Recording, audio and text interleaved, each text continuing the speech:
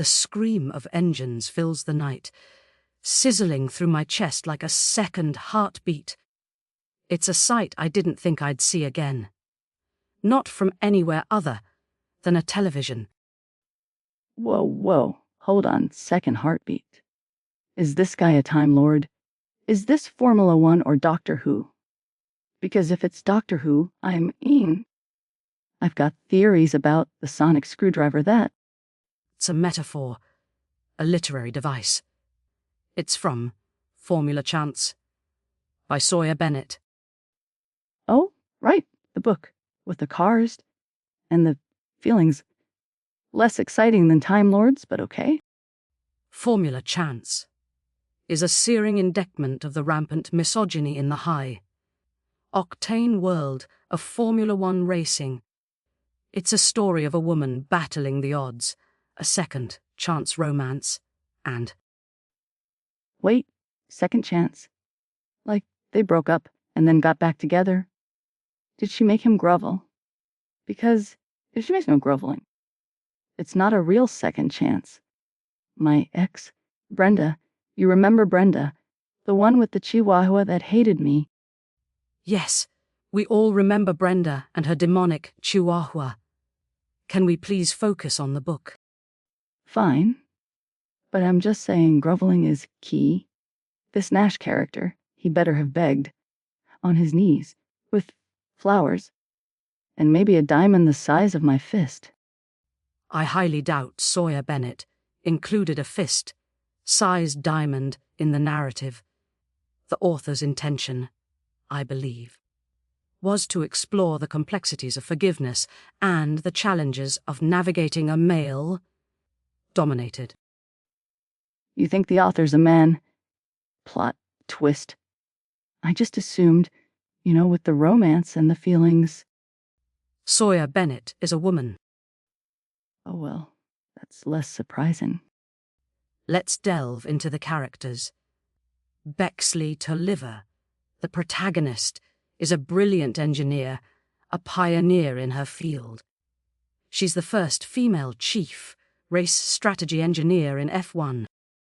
So, she's basically the Hermione Granger of racing. Smart, capable, probably has a turner hidden in her pit lane pass.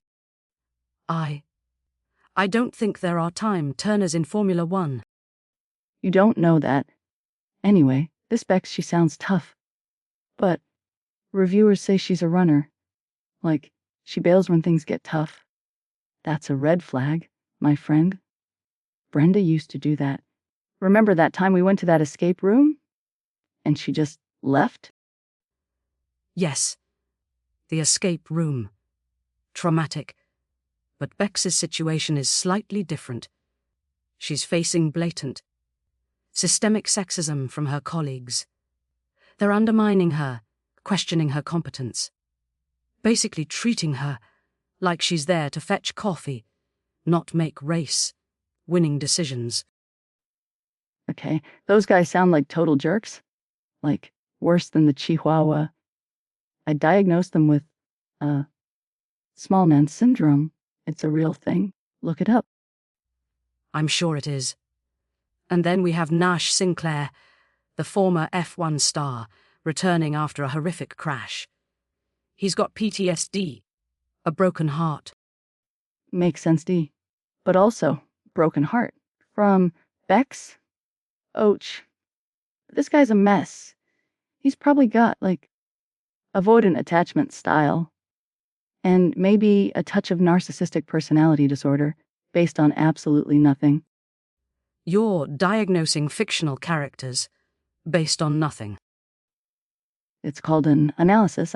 Bex, sorry, Freudian slip. And then there is Brienne Norcross. The owner. I read about her. She sounds like a total boss. Like if Ripley from Alien owned a racing's love her. She's probably the only sane person in this whole book.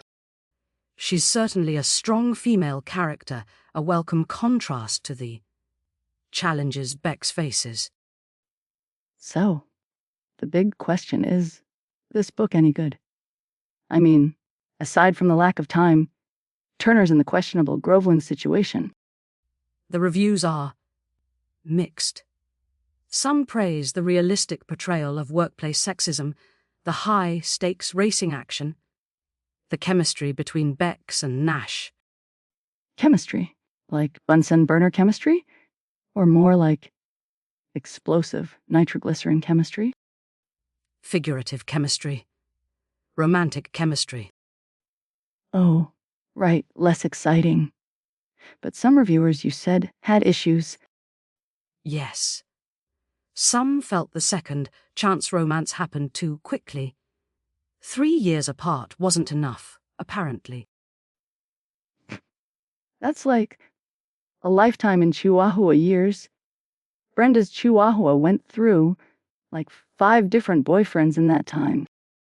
Others thought Nash should have grovelled more, as you so eloquently put it. See? I'm a literary genius.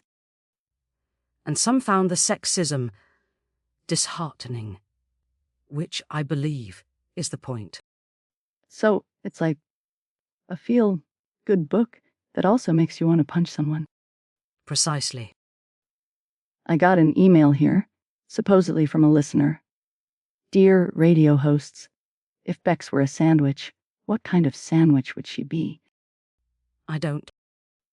Howard Johnson, she's a spicy Italian stuff on the outside, a little messy on the inside, but ultimately satisfying.